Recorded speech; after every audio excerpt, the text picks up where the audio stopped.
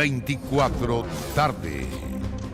13 horas en punto, bienvenidos a la revisión de noticias en 24 tarde. Tenemos 14 grados en la capital, pronosticados 16 para esta jornada. Los invito a revisar cuáles han sido las imágenes que han marcado esta jornada de lunes 22 de mayo. Vamos a partir con información policial desde la comuna de Providencia. Un artefacto explosivo fue encontrado esta mañana en el frontis de la Fundación Paz Ciudadana. Hasta esta hora, ningún grupo se ha adjudicado el hecho. Y en información económica, esto preocupa a casi todos los hogares. El precio de los huevos, 33% de alza durante los últimos 12 meses. Solamente el último mes, 6%. La caída de la producción de un 10% en los últimos 2 años explicaría parte de este fenómeno y los productores obviamente que están pidiendo medidas. Y en información internacional, las autoridades de México elevaron al nivel de alerta para el volcán Popocatépetl ante una creciente actividad en las últimas horas. Y también esto se suma a lo que se está viviendo con el volcán Etna allá en Italia, que comienza 24 tarde. Ahora. Continúa el trabajo policial tras la bomba encontrada por trabajadores al interior de la Fundación Paz Ciudadana. Esto es la comuna de Providencia. Actualizamos la información junto a Fabián Collado. Fabián, buenas tardes. Muy buenas tardes. Andrés, bomba que ya fue desactivada y trasladada hasta el COPE de Carabineros en la comuna de Cerrillos para poder ver a cuál de los últimos hechos que han ocurrido acá en la región metropolitana podría estar vinculado, ya que ningún grupo se ha adjudicado este atentado en contra de la Fundación Paz Ciudadana. Todo esto habría comenzado durante esta madrugada, cuando un grupo de sujetos, no se sabe si uno o varios, habrían dejado este elemento justo por el lado interior del frontis principal de la fundación, que está ubicada en Valenzuela Castillo, a la altura de Marchán Pereira, donde se encuentra la numeración. Pues bien, por la parte posterior, o sea, en el antejardín de la Fundación Paz Ciudadana, fue dejado este artefacto, un paquete de color amarillo, el cual no llamaba la atención, al menos para los transeúntes, pero sí a los trabajadores de Paz Ciudadana, los cuales accedieron hasta el interior pasadas las 8:30 de la mañana, y es ahí cuando todo esto captó las miradas. Por lo anterior, inmediatamente llamaron a Carabineros, los cuales, al ver los primeros indicios, tenía temporizador. Esto era un elemento con temporizador. Las sospechas eran evidentes, por lo mismo se activaron los protocolos de rigor, que consisten en el grupo de operaciones policiales especiales que llegaron hasta este lugar, donde todo esto, que estaba siendo comandado por el fiscal de alta complejidad de la zona sur, fiscal Alex Cortés, inmediatamente se determinó el cierre al menos de 2 cuadras a la redonda, por Valenzuela Castillo, por Marchán Pereira, por calle Mar del Plata, entre el resto de las intersecciones que se encuentran en este sector de la comuna de Providencia. Así como cada vez más contingente de Carabineros se fue sumando el robot de este equipo especializado, quien pudo neutralizar el elemento. Es ahí cuando ya verificó el grupo de operaciones policiales especiales de que se trataba de un artefacto explosivo con sistema de relojería, pero ojo, que habría fallado. Por eso es que no detonó. Vamos a revisar declaraciones en voz de Carabineros y del Ministerio Público. Personal de Carabineros apersonado en el lugar se pudieron percatar que efectivamente consistía y tenía todas las características de un artefacto explosivo. Inmediatamente se solicita al equipo especializado, se persona personal del Grupo de Operaciones Policiales Especiales de Carabineros, quienes primero verifican la veracidad, luego se constituye, en este caso, un robot que operó, tomó el artefacto y lo introdujo en un depósito para ser analizado posteriormente. Esto ya está totalmente desactivado y los resultados van a ser entregados directamente al Ministerio Público. Era un artefacto que fue confeccionado para detonar y para generar el daño que corresponde a un artefacto explosivo. Hay antecedentes que dan cuenta de confecciones que probablemente pudieran estar conectadas en relación a un mismo grupo, en relación al tipo de artefacto explosivo que se ha encontrado, y también a las características en relación a finalmente la no detonación. ¿Por qué la no detonación? Fíjense que esto fue hallado cerca de 20 para las 9 de la mañana de este lunes. El temporizador, ¿qué era lo que decía? ¿Qué era lo que dictaba?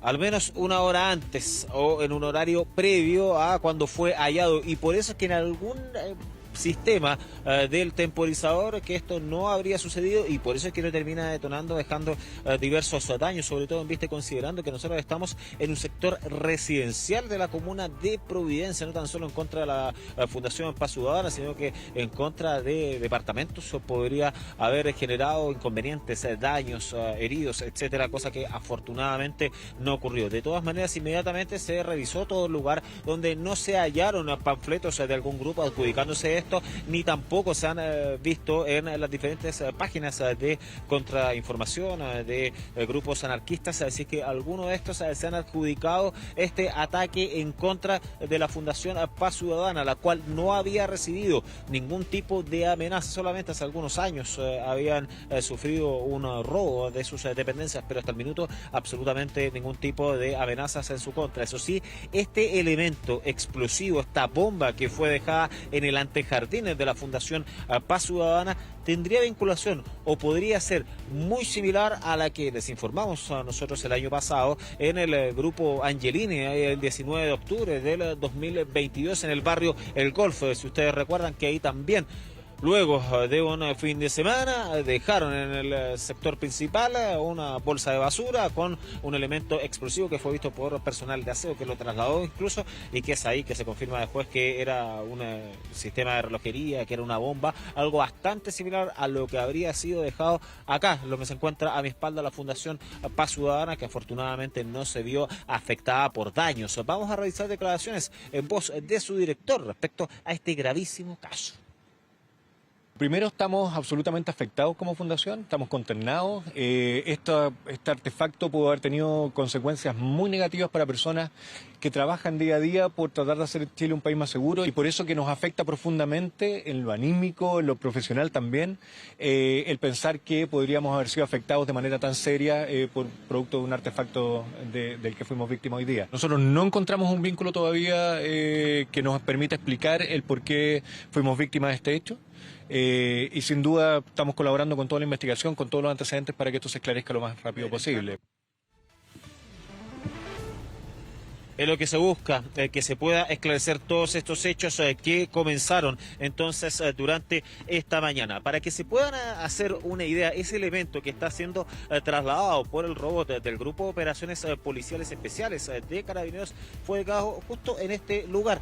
Acá se encuentra el buzón de las cartas que llegan hasta la Fundación día a día, y por esta parte donde, claro, es de manera muy fácil, se puede dejar un elemento de estas características con la misma mano, se puede dejar de ser arrojado. Este elemento no necesariamente alguien puede haber saltado, sino que con su propia mano solo puede haber dejado, que según lo que se supone podría haber ocurrido durante esta madrugada. Hay análisis de las cámaras de seguridad que se están realizando, al menos lo que nosotros podemos apreciar en este lugar, que no hay imágenes de televigilancia tan directas hacia ese sector, sí en los alrededores, y ese es el trabajo, el mapeo que está realizando el OS9 de Carabineros, quien está a cargo de la investigación, o sea, paso a paso, rastro a rastro, cuando aparecen las primeras personas hasta este lugar, cuando llegan, cuando dejan el artefacto explosivo y posteriormente hasta que se retiran del lugar. Hay varios casos que han ocurrido, sujetos en bicicleta, sujetos solos que han dejado bombas en diferentes edificios del sector oriente de la capital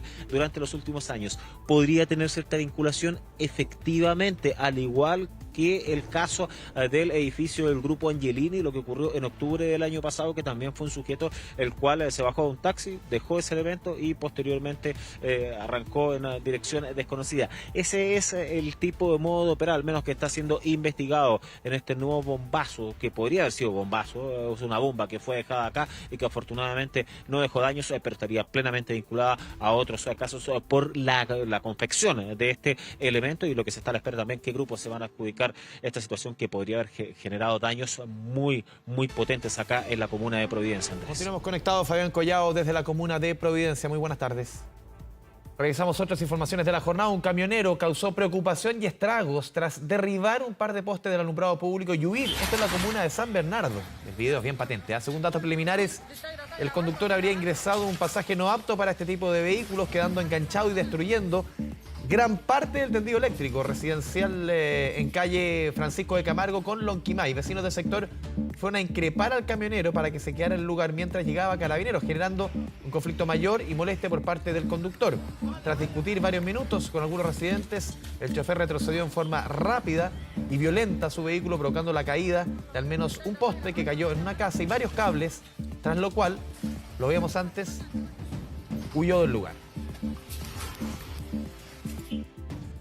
Un hombre en situación de calle murió atropellado esto en la comuna de Conchalí. Un conductor que pasó por el lugar fue el que dio aviso a una comisaría cercana. Al llegar, los uniformados constataron que el hombre cercano a los 40 años estaba fallecido con su cuerpo tendido entre la calle y la vereda.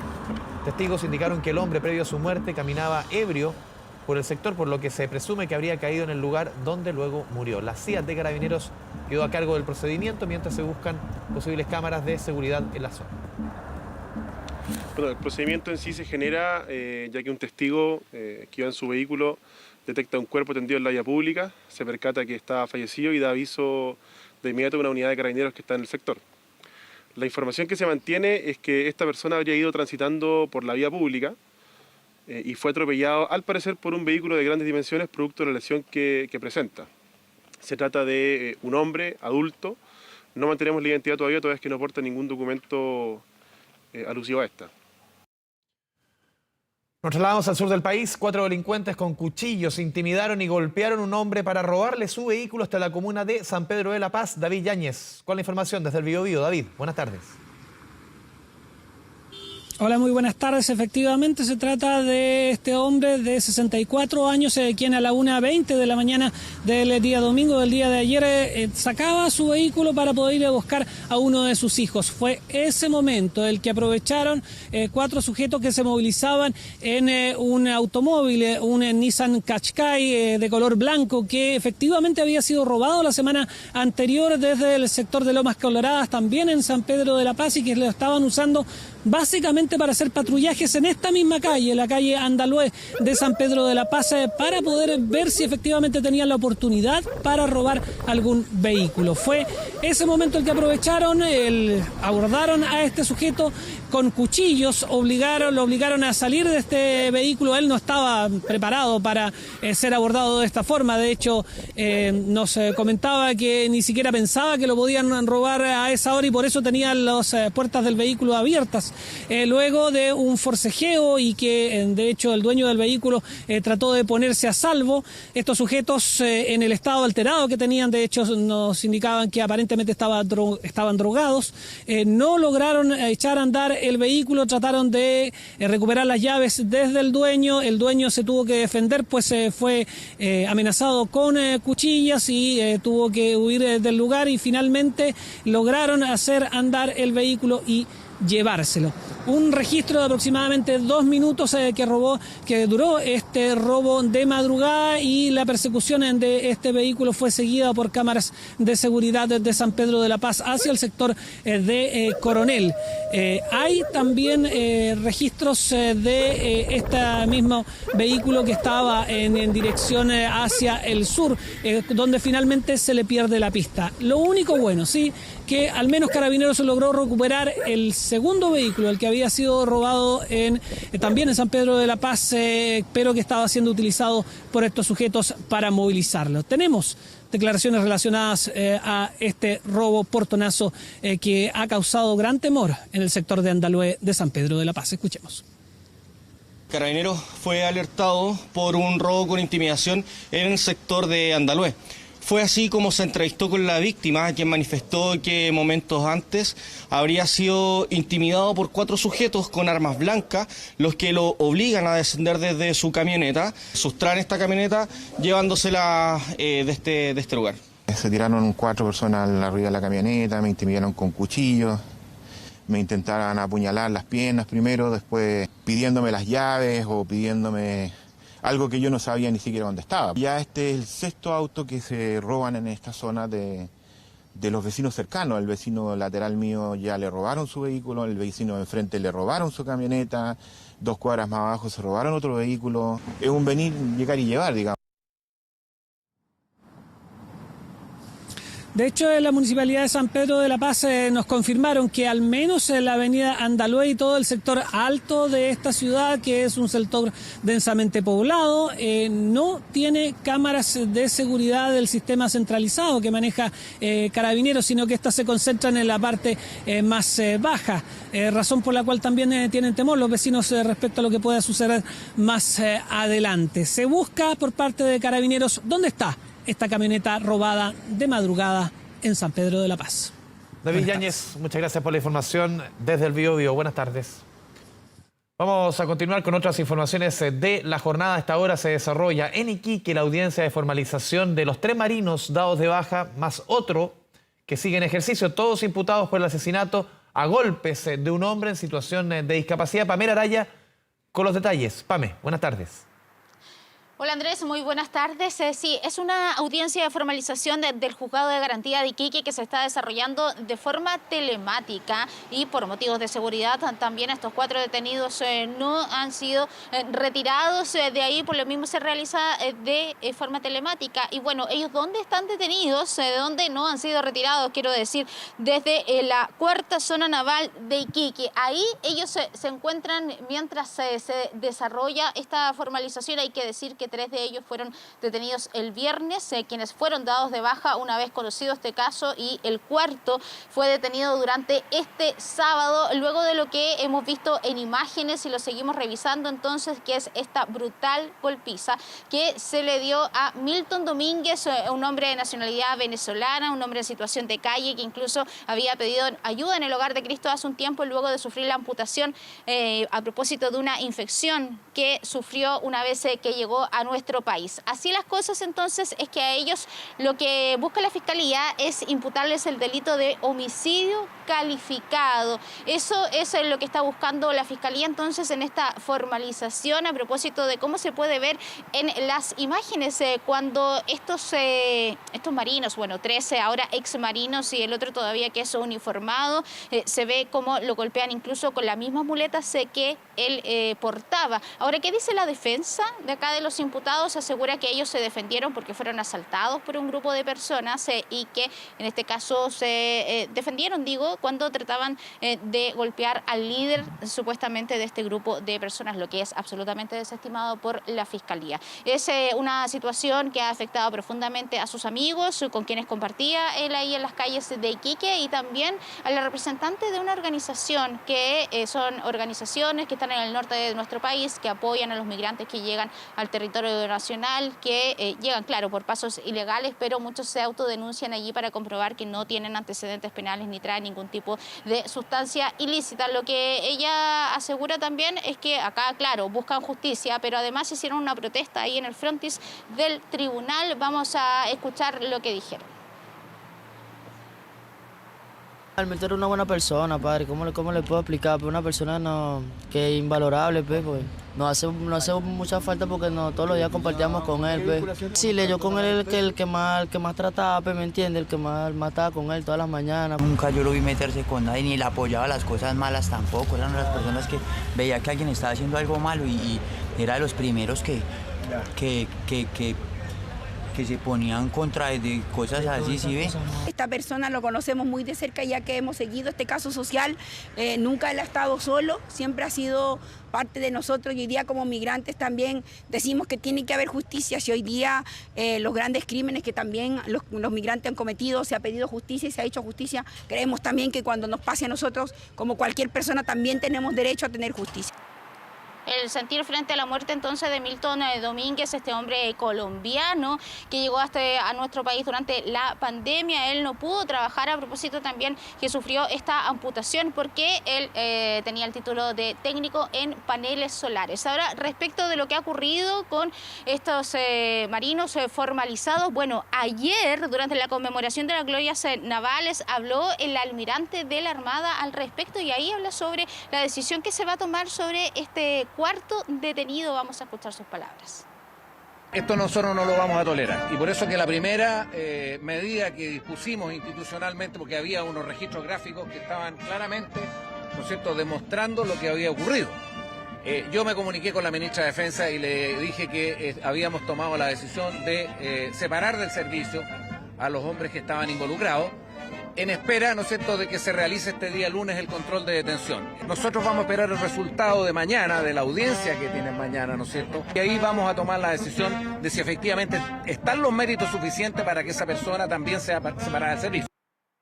Habla de mañana porque esta fue la respuesta que dijo ayer, este domingo. Bueno, nosotros vamos a estar bien pendientes entonces al desarrollo de esta formalización de cargos de estos 4 detenidos entonces por la muerte de esta persona en situación de discapacidad, y hay que recordar que la Fiscalía entonces lo que busca es imputarle ese homicidio calificado.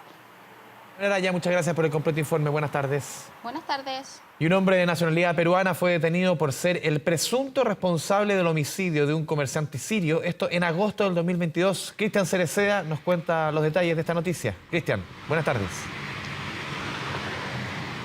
Hola, ¿cómo están? Muy buenas tardes. Claro, un asesinato terrible en contra de un ciudadano sirio. Él se encontraba en calidad de refugiado acá en Chile, ya que había escapado de la guerra en su propio país. Sin embargo, murió acá a manos de la delincuencia. Esto se remonta a agosto del año pasado, cuando él se encontraba trabajando al interior de su local comercial conjunto con su hermano en una tienda que se dedica a la venta de ropa americana al por mayor, en este caso por kilo. Y fue en ese contexto, a las 5 de la tarde, cuando estaban con público en su interior, llegan a lo menos 5 delincuentes armados para llevarse la recaudación del día, en este caso 600.000 pesos. Sin embargo, esta banda realiza un disparo, le dan hacia una de estas personas, locatarios, sale la víctima en definitiva y él recibe un segundo impacto cuando intentaba, en este caso, salvar a su propio hermano, quien posteriormente falleció luego de esta herida bastante grave. Hasta ahí eran los antecedentes que se conocían sobre este caso, pero ya durante las últimas horas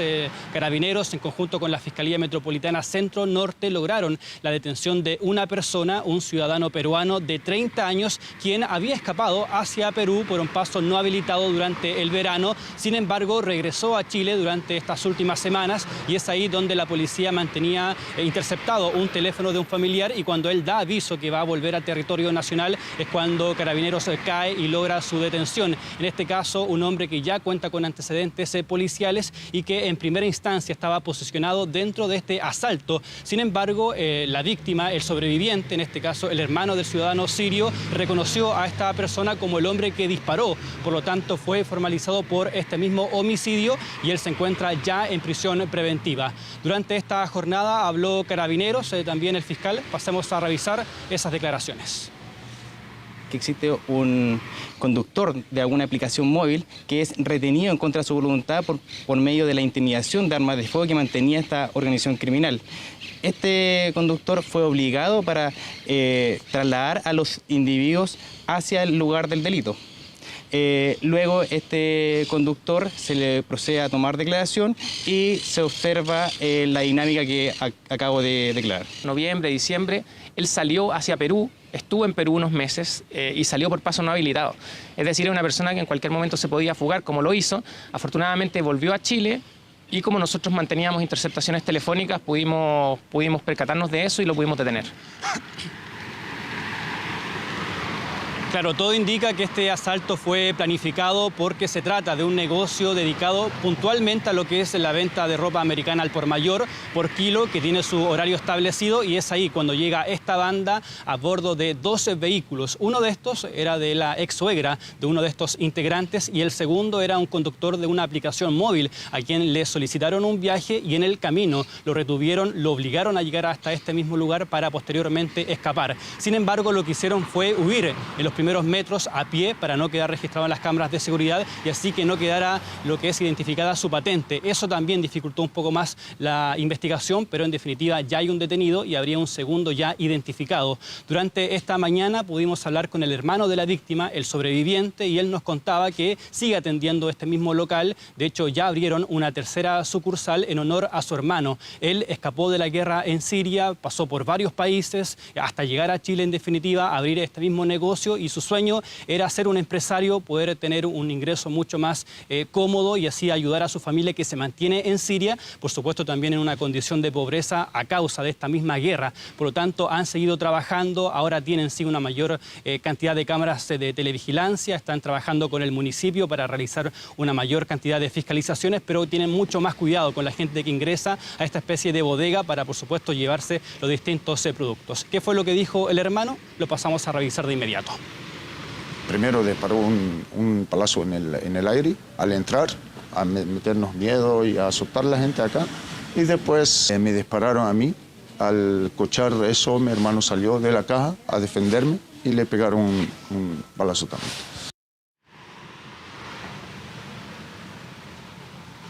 Claro, ahí está el relato de un hombre valiente quien sobrevivió a este asalto y vio morir también a su hermano, quien intentó defenderlo en este mismo ataque. En cuanto al detenido, él ya fue formalizado, se encuentra actualmente en prisión preventiva y arriesga desde 15 años de cárcel hasta presidio perpetuo. Cristian Cereceda, muchas gracias por el completo informe policial. Buenas tardes. Y el presidente Gabriel Boric ofreció disculpas y aseguró que se sancionará a los responsables de los incidentes ocurridos ayer en la ceremonia en honor a las glorias navales, esto en la ciudad de Iquique, donde se impidió que el público se acercara a presenciar el desfile. En entrevista con Radio Nostálgica de Copiapó, el mandatario se refirió al tema. Escuchemos sus palabras. Que yo comparto plenamente la molestia de los iquiqueños y que me parece inaceptable que al pueblo de Iquique, que participa permanentemente en un acto que es de encuentro cívico, como la celebración del 21 de mayo, se les niegue la participación en el desfile. La ida del presidente de la República a regiones no puede implicar privar a los ciudadanos de esa región de actividades de las que son parte permanentemente. Esto no va a volver a ocurrir. Le pido disculpas al pueblo de Iquique que quedó por fuera del desfile con esto, porque no es algo que sea mi instrucción ni menos mi voluntad. Ustedes han visto que trato de ser lo más cercano posible, que a todos los lugares que voy trato de conversar con la gente, sea que esté a favor o esté en contra, y por lo tanto es algo que me molesta profundamente.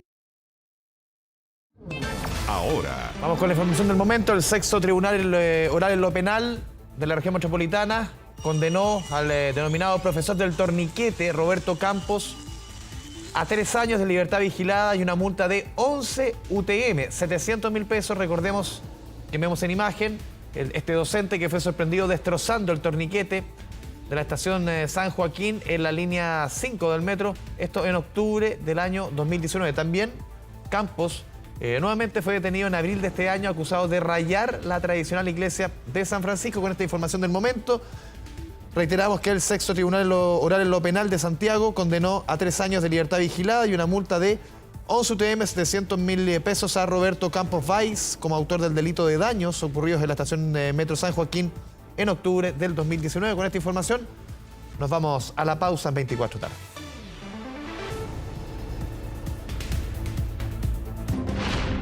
Volvemos con información política. La presidenta del Partido por la Democracia y ex candidata al Consejo Constitucional, Natalia Piergentili, llegó hasta el Palacio de la Moneda para pedir disculpas tras sus polémicos dichos en los que se refirió al electorado oficialista como monos peludos. Ignacia Jiménez, con más detalles. Se llega a reír, no a la Nacha. ¿Cómo te va?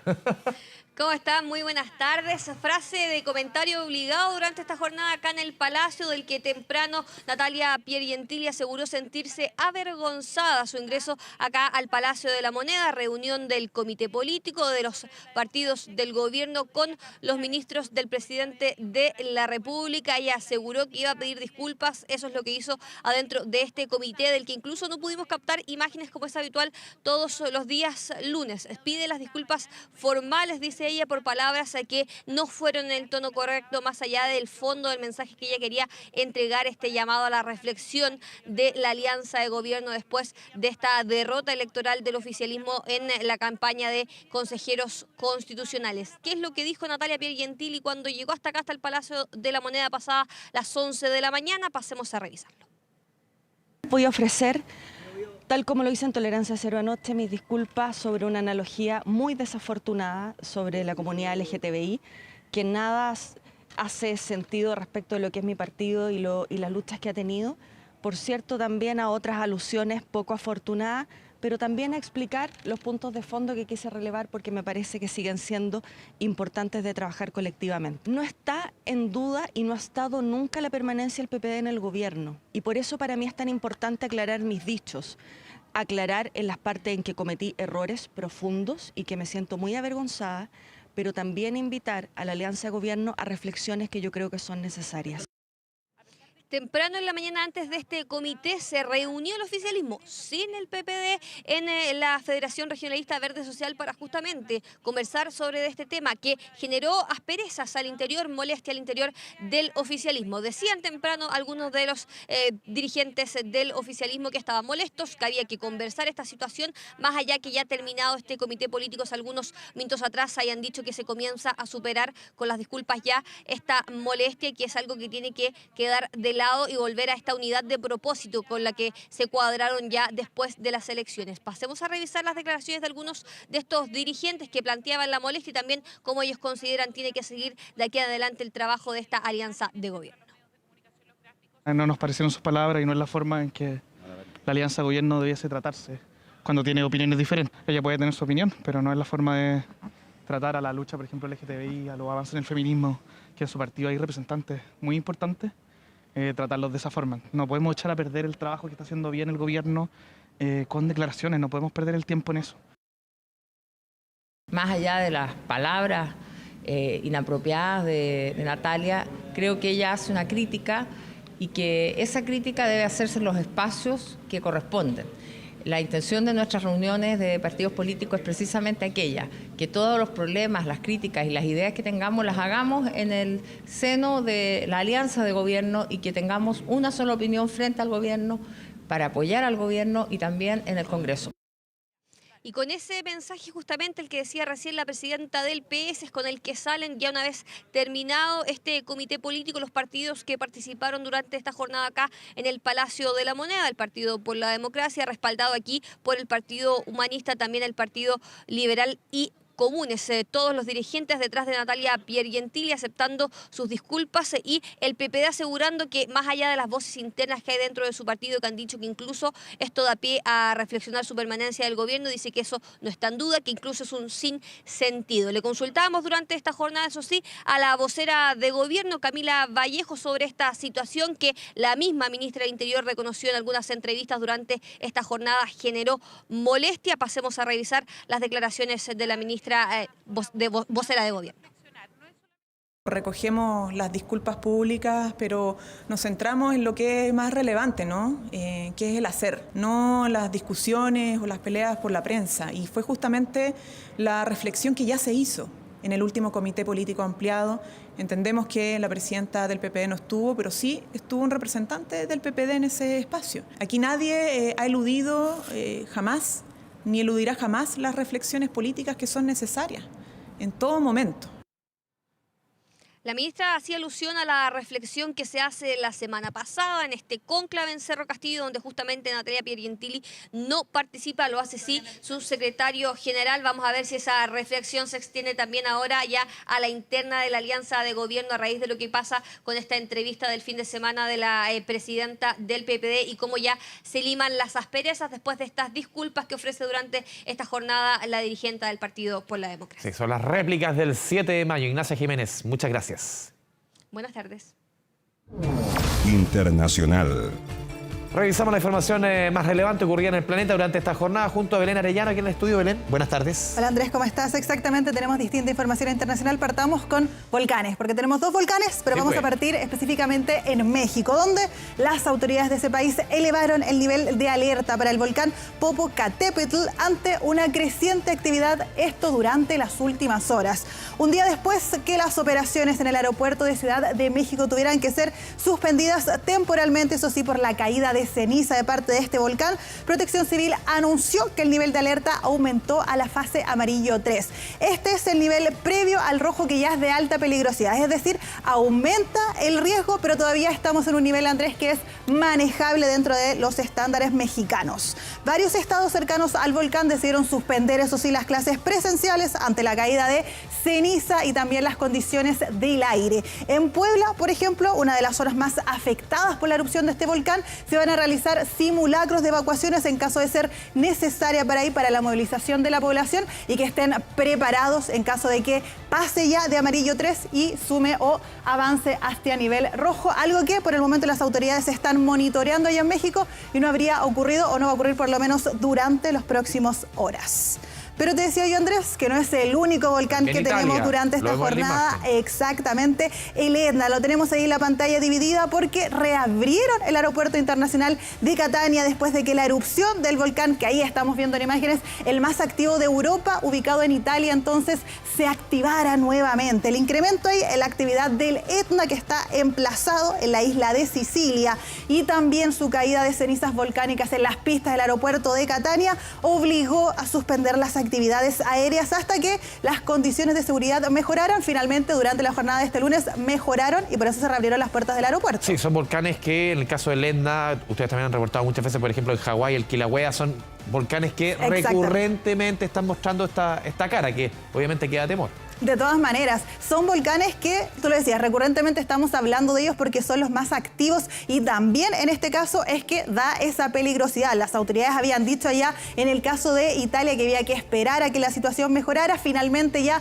durante las horas de este lunes la situación se habría vuelto ya un poco más en calma, sobre todo en las faldas del Etna. Y hasta el momento la noticia positiva dentro de esta situación es que no habría heridos ni tampoco víctimas fatales, pero está también, como en el caso de México, ese llamado a los locales y también a los turistas, no menor, porque hay algunos turistas que les gusta acercarse a estos eventos más peligrosos, lo vemos también en Finlandia, por ejemplo. En este caso, lo que se le advierte entonces a las personas es que se alejen o se mantengan alejados ahí de estos volcanes, tanto en México como también el Etna en Italia.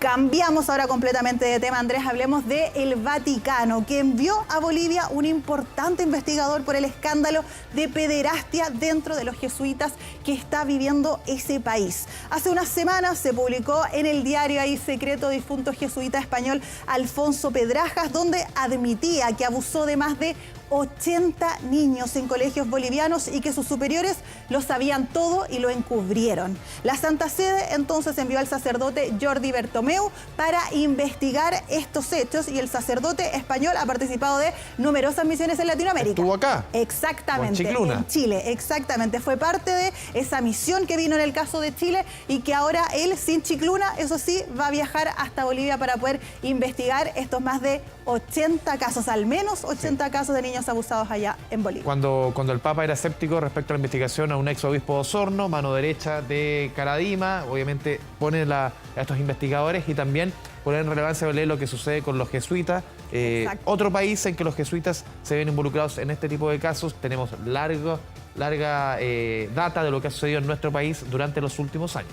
Son historias, Andrés, bastante tristes, pero que dicen los expertos al menos se están conociendo. Sí. Y ese es el lado positivo dentro de alguna manera de esta situación, porque a medida que nuevas personas han revelado abusos, entonces el fiscal general de Bolivia abrió una investigación por este caso y también por la posible responsabilidad de otros miembros de la iglesia. Tenemos declaraciones en esta noticia, escuchemos qué dijeron.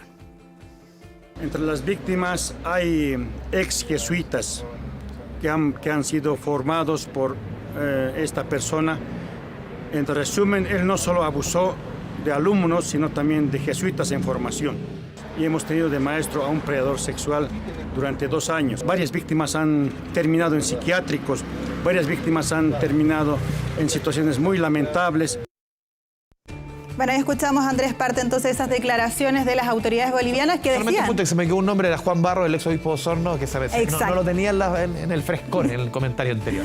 Bueno, pero ahí vemos que son situaciones que no solamente ocurren en Bolivia, que han ocurrido en todo el mundo y que en este caso entonces están elevando las alertas ahí y es por eso que el Vaticano envía esa misión especial para poder esclarecer la situación y poder evitar eventualmente que sigan aumentando las víctimas de abuso sexual allá en Bolivia. ¿Te parece, Andrés, ahora si nos vamos al espacio? Bueno, espérate, mejor salir un ratito. Con noticias bastante positivas, sobre todo. Mafalda, paren el mundo que me quiero bajar. ¿Ah? Tal cual, nos bajamos y nos subimos a la Estación Espacial Internacional, donde llegó hasta ese punto la segunda misión espacial privada, pero que además, Andrés, llevaba a la primera astronauta árabe. Un logro importantísimo para las mujeres en la ciencia, pero también para las mujeres del mundo árabe. Rayana Barnawi es su nombre, es científica biomédica, tiene 34 años y está haciendo historia al convertirse en la primera mujer de Medio Oriente en llegar al espacio. Un logro no menor y bastante importante. Hace poco tiempo las mujeres, no sé si no podían manejar en Arabia Saudita. Y ahora manejando naves espaciales, toma. No, y había todo un grupo en Arabia Saudita que la estaba viendo, la estaba apoyando. Obvio, pues. Parte ahí de ese orgullo entonces que tiene esta mujer, esta astronauta que va a investigar el cáncer de mama a partir de las células madre durante su estadía en la estación espacial. Y ella es parte entonces de la tripulación que va a estar cerca de una semana a bordo de la Estación Espacial Internacional. En abril del año pasado, recordemos que SpaceX, que es esta empresa de Elon Musk, además de Twitter, tiene otros intereses ahí el sudafricano, lanzó el primer equipo de astronautas totalmente privado, jamás enviado a la Estación Espacial Internacional, un vuelo aclamado como un hito, porque ya empieza la comercialización de los viajes. Sí, y recordemos que él ha hecho también un trabajo, su empresa, bien unido con la NASA, por ejemplo, para viajes a la Luna, los viajes también, estos entre comillas turísticos. Hay un trabajo bien mancomunado entre el mundo público en Estados Unidos y esta mega empresa. Y no es el único, porque recordemos que Virgin también lo hizo, también lo está intentando. Son estos nuevos entonces Richard Branson. Exacto, son estos viajes que están captando la atención de las personas ahí que pueden pagar y llegar al espacio, porque tampoco el precio es menor en estos viajes privados. ¿A dónde iría a dar una vuelta usted? ¿Cómo? ¿A dónde iría a dar una vuelta usted? Oye, la estación espacial, imagínate ahí. No, a la Luna. A la Luna también puede ser. ¿Es chilena la Luna? ¿La compró un chileno? Pues. Yo me sé esa historia también, aunque afuera no la creen tanto, pero es así, es verdad. Sí, pues. Bueno, aparte entonces ahí estamos revisando también imágenes de la NASA, de la Estación Espacial Internacional, porque le decíamos, es un hito. Llega la segunda nave privada entonces a la Estación Espacial Internacional y qué mejor que con un astronauta de Medio Oriente que hace historia no solamente para su país, sino que también para las mujeres científicas en el mundo. Volvemos a la Tierra, Andrés, y esta vez con noticias lamentables, porque nos vamos hasta Ecuador, donde al menos 6 personas murieron después de un ataque armado, esto en la ciudad turística de Montañita, en el territorio ecuatoriano. No sé si has tenido la oportunidad de ir a Montañita, Andrés. Estuvo muy de moda, no sé si sigue de moda. Estuvo muy de moda, mucha gente va allá a hacer surf, a las playas también. Yo no he tenido la oportunidad, pero siempre se habla de que hay que tener cuidado. Y en este caso, tristemente pasó, porque las autoridades reportaron que otras 6 personas también quedaron heridas después de que un grupo armado abriera fuego contra las personas dentro de un local. La policía allá en Ecuador cree que dentro de las víctimas fatales, dentro de esos 6 muertos, se encontraría el líder de una banda criminal. Y este caso se convirtió en el segundo ataque armado en menos de una semana dentro de la zona costera de Ecuador, que es muy popular. Sus playas también, sus aguas ahí más cálidas comparadas con Chile, por ejemplo, y ya a principios de mes el gobierno del presidente Guillermo Lasso ordenó entonces a la policía y también a las fuerzas militares a usar todos los medios para poder detener este tipo de bandas que sabemos afectan también la popularidad y el turismo de esas zonas, que muchos de estos lugares se sostienen en base también a ese ingreso de los turistas, de los visitantes que llegan allá. Entonces, en este caso que enluta a Ecuador. Cambiemos ahora nuevamente de tema, hablemos de Madeleine McCann. ¿Y por qué vamos a hablar de Madeleine McCann, Andrés? Porque hay nueva información de parte de la policía portuguesa, que ya anunció que inició la búsqueda de la pequeña Maddie McCann en un embalse a 50 kilómetros desde donde desapareció la pequeña. Esto ya a poco más de 16 años de la desaparición de parte de Madeleine McCann en un complejo turístico en Portugal. La policía alemana entonces ordenó su búsqueda en el embalse de Arade. Este lugar era frecuentado por el principal sospechoso de la investigación, el alemán Christian Bruckner, quien actualmente se encuentra en prisión por un amplio historial de crímenes por abuso sexual y también pederastia.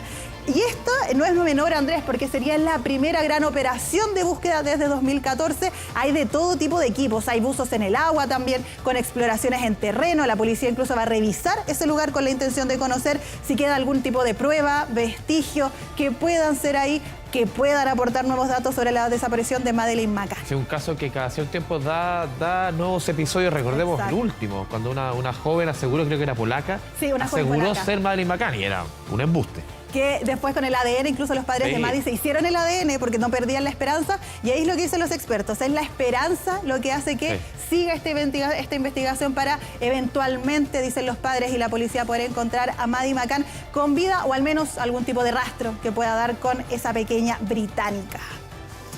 Andrés, a ver, te voy a hablar ahora de la creación de una startup estadounidense que creó los zapatos más rápidos del mundo. ¿Y cómo lo hizo? Con inteligencia artificial. Pero son como patines, ¿o no? Tienen algo especial, no son los típicos zapatos, obviamente. No. Ahí estamos viendo uno de los videos publicados en la cuenta de TikTok por el mismo fundador de esta compañía, que cuenta que un humano promedio camina aproximadamente, ¿cuánto? Cerca de 5 kilómetros por hora. Ya. Pero con estos Moonwalkers, con estos zapatos nuevos, va a poder alcanzar entonces un humano promedio, una persona promedio, alcanzar 11 kilómetros por hora. Esto es más del doble, 11 kilómetros por hora. Y estos zapatos, tú lo decías, no se ven tan normales, algo tienen. Y es porque llevan correa sobre su calzado cotidiano y funcionan ahí con baterías, tardan cerca de 1 hora y media, 90 minutos en cargarse por completo.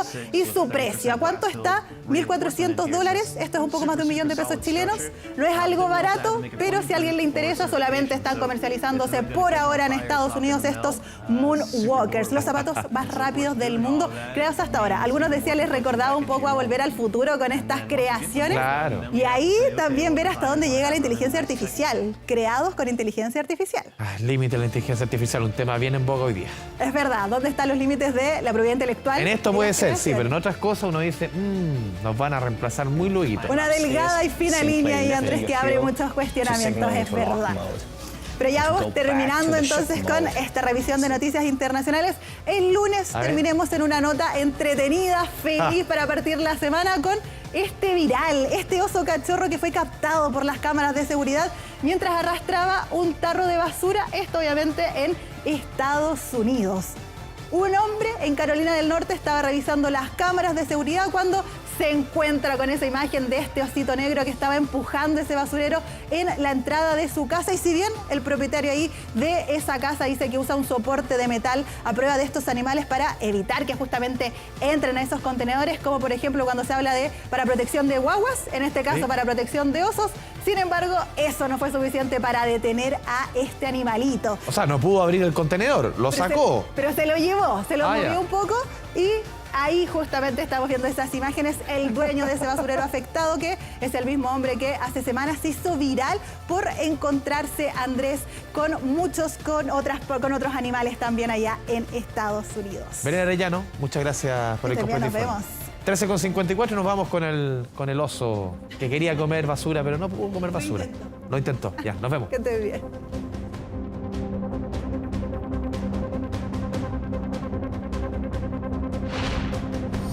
Ya volvemos con 24 tarde. Bolsillo. Vamos a hablar de economía, vamos a hablar del costo de la vida, vamos a hablar de los multifondos de pensiones. Vamos a partir con su bolsillo, con el costo de la vida, con el precio de los huevos que se ha disparado durante el último año. Vamos a revisar la primera gráfica que hemos preparado para entrar un poquito en materia. El precio de los huevos ha crecido 33% durante los últimos meses. Para hacer un ejemplo promedio de alza, vamos con el despliegue de la gráfica. Una bandeja de 30 huevos, el 2022 podría costar 4.000 pesos promedio. El 2023, un pequeño error, 2023 puede elevarse hasta 7.000 pesos el precio de la bandeja de 30 huevos. La razón principal, dicen los productores, y lo vemos en la parte inferior de la gráfica, si la podemos desplegar, ahí está, una caída de un 10% en la producción de huevos en los últimos 2 años en nuestro país. Justamente para tomar la temperatura de lo que está sucediendo con este mercado hipersensible para el bolsillo de millones de hogares, vamos a tomar contacto hasta ahora junto a Felipe Gallegos, que nos reporta más de las razones de esta alza del precio del huevo. Felipe. ¿Cómo te va? Muy buenas tardes. Claro, es una de las proteínas más consumidas por las familias chilenas. Al almuerzo, el arroz con huevo, el puré con huevo, el huevo revuelto para acompañarlo con una marraqueta, por ejemplo, el huevo duro para que los lleven los niños al colegio, es sin duda muy consumida por las familias chilenas y por ello es que se siente tanto este impacto en los precios, porque ha subido mucho de precio este producto, así lo detecta, por ejemplo, el Instituto Nacional de Estadística, como tú bien contabas, claro, es uno de los productos que más ha subido dentro de la canasta básica. Y así también lo notan los consumidores. Conversamos con ellos cómo ha afectado justamente esta variación al alza en este producto. Escuchemos lo que nos dijeron. La semana de pasada viene está 7.002. ¿Ya? Ahora está 8.100. Compré 30 super y 20 jumbo. 13.000 y tantos pesos.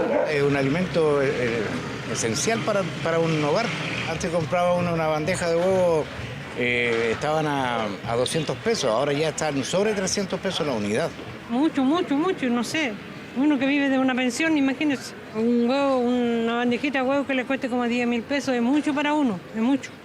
Y estamos por eso acá en el mercado de Lovalledor, que es uno de los puntos estratégicos de la región metropolitana, porque abastece a las distintas ferias libres, a los distintos también almacenes de barrios, justamente a comprar huevos hasta este lugar, y también se ha sentido el impacto al alza en los precios. Fíjense que la bandeja de 180 huevos supera largamente ya la barrera de los 40.000 pesos y se va acercando peligrosamente a los 50.000, algo muy distinto a lo que sucedía, por ejemplo, hace un año atrás. ¿Qué pasa con bandejas, por ejemplo, de 30 huevos? Nos decían, la más barata, la económica, los huevos de segunda, están en 6.800 pesos la bandeja de 30, mientras que la bandeja más cara, la Super Blanco, que es la de los huevos más grandes, está en los 8.700 pesos. O sea, una diferencia bien significativa en los precios respecto a lo que teníamos, por ejemplo, hace 6 meses atrás o hace un año atrás. Es por ello que hay una alerta por parte del gremio productor avícola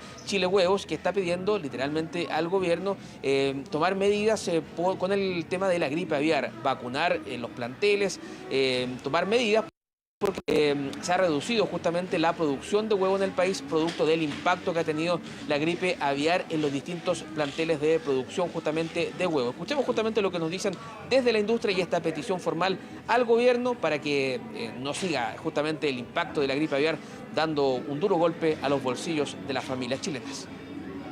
El alza que hemos experimentado en el precio del huevo, que es un alza que ya viene el año 2022, hoy día tiene una explicación por el temor a estos contagios con la gripe aviar, unido a la problemática de tener que encerrar y aislar mucho más las gallinas de lo que se venía haciendo. Hemos pedido al gobierno medidas de corto y mediano plazo. En primer lugar, tener en el corto plazo compensación o indemnización a los productores que se han visto obligados a sacrificar sus gallinas debido a una decisión del Servicio Agrícola y Ganadero. Pedir al gobierno que se defina una estrategia nacional de vacunación contra la influenza aviar. Fíjense que según datos de Chile Huevos, Chile hoy día produce un 10% menos de huevos que hace 3 años atrás. Primero, por la guerra de Ucrania subió mucho el precio del maíz, se disparó más de un 100% y eso produjo que el 5% de la producción en nuestro país saliera del mercado. Y ahora, por la situación de la gripe aviar, también otro 5% de la producción se ha visto disminuida, se ha visto mermada por estos factores que han golpeado entonces la producción, y al haber una menor producción en nuestro país se resienten por eso mismo los precios de este producto infaltable. Todos los días el huevo presente en las mesas chilenas. Don Felipe Gallegos, muchas gracias por la información económica. El precio de los huevos que no para de subir lamentablemente en nuestro país. Vamos a cambiar de tema, lo decíamos al comienzo, vamos a hablar ahora de multifondos de pensiones. Lamentablemente no han tenido un buen 2023, tampoco tuvieron un buen 2022 y la información que surge también tiene relación con que buena parte de los afiliados en nuestro país no está en el fondo que debiese estar.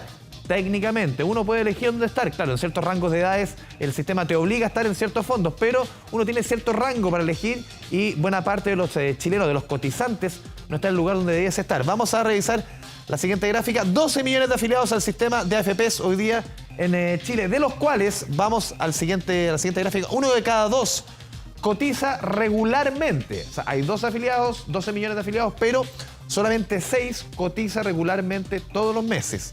Vamos con la siguiente estación. 1 de cada 4 está mal ubicado en su fondo. Por ejemplo, está en el fondo A y no debiese estar en el fondo A. Está en el fondo E y no debiese estar en el fondo E. Vamos con la siguiente gráfica, seguimos revisando los números.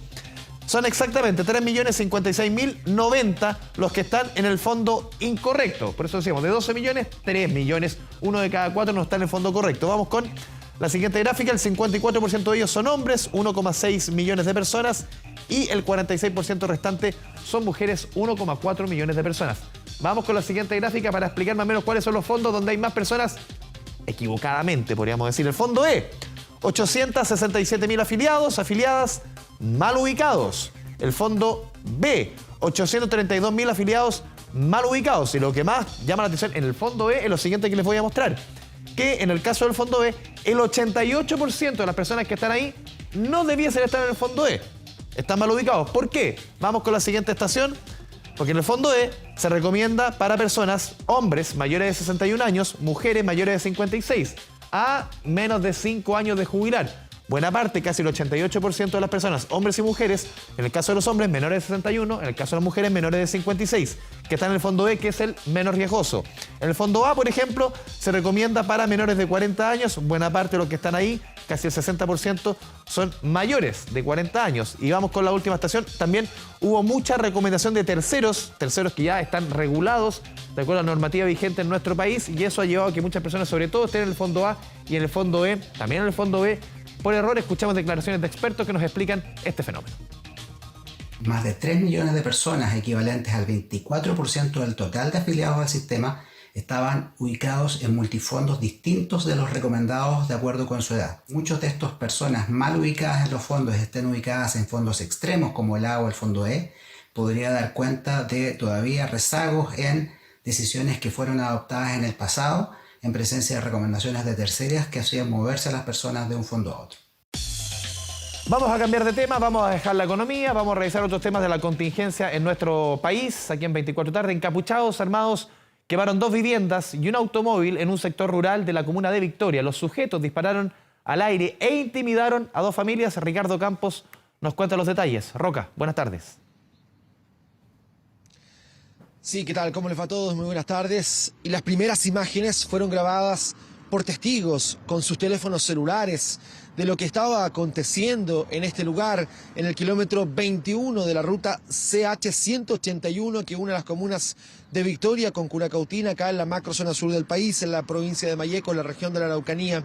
Estas imágenes ya se han viralizado a través de las redes sociales y dan cuenta de las llamas generadas por este grupo de individuos encapuchados que en un vehículo llegan portando armas de fuego e intimidando a los habitantes, agricultores todos, de estas viviendas ubicadas en este sector, en el kilómetro 21, desde el radio urbano hasta el sector donde se ingresa para el sector de Selva Oscura, acá en la ciudad, en la comuna de Victoria, digo, en la provincia de Malleco. Este es en ese punto donde arriban este grupo indeterminado de individuos encapuchados, quienes, portando armas de fuego y disparando al aire, intimidan a los habitantes de estas 2 viviendas y proceden luego a generar el fuego, que se propagó con mucha rapidez. Era todavía plena luz del día, pasadas las 17 horas, cuando arriban estos individuos y además se roban una camioneta ubicada en ese lugar que estaba estacionada, propiedad de los dueños de este predio, a orilla de un estero, de un río bastante bonito,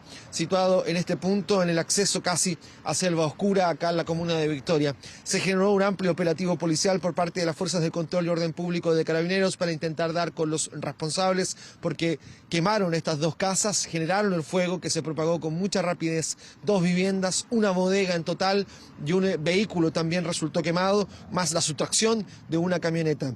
Vamos a escuchar de inmediato las impresiones generadas durante las últimas horas tras este ataque incendiario acá en la comuna de Victoria.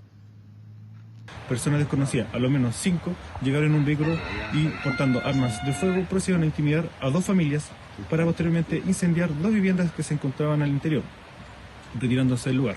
En el trabajo del sitio de suceso se puede encontrar evidencia balística como documental, las cuales serán periciadas y posteriormente los informes se han remitido al Ministerio Público. Según la información proporcionada por las Fuerzas de Control y Orden Público de Carabineros, en el lugar se pudo encontrar un panfleto, es un lienzo firmado por el Grupo Resistencia Mapuche Malleco con la leyenda que decía: frente al secuestro, balas y muerte, entre otras palabras que también estaban escritas en este lienzo ubicado a un costado de las casas que terminaron completamente calcinadas tras la acción del fuego generado por estos individuos encapuchados, sujetos que a cara tapada llegaron portando armas e intimidando y apuntando directamente a estas familias que estaban durante la tarde este día domingo recién pasado en sus viviendas en este sector, en el kilómetro 21, muy cerca de Selva Oscura, muy cerca de la comuna de Victoria, solo 21 kilómetros aquí en la provincia de Malleco. Esto generó un amplio operativo por parte de las Fuerzas de Control y Orden Público y también militares, pues rige todavía el estado de excepción constitucional en esta parte del sur del país. Campos, desde la región de la Araucanía, muy buenas tardes. Volvemos para despedirnos en 24 tarde con la temperatura del momento. Lo primero, una jornada más bien fría respecto a las últimas jornadas. Lo estamos viendo, 15 grados A esta hora 16 la máxima y los próximos días, no sé si tenemos los próximos 5 días, que también se mantienen temperaturas bajas a lo largo, por lo menos en la región metropolitana y también a lo largo de todo el país. No tenemos los próximos 5 días, ahí están. 9 y 17, 8 y 15, 8 y 17, 5 y 18, oscilaciones térmicas más bien bajas entre la mínima y la máxima aquí en la región metropolitana. Está escuchando a un grande, a un ícono de la música inglesa,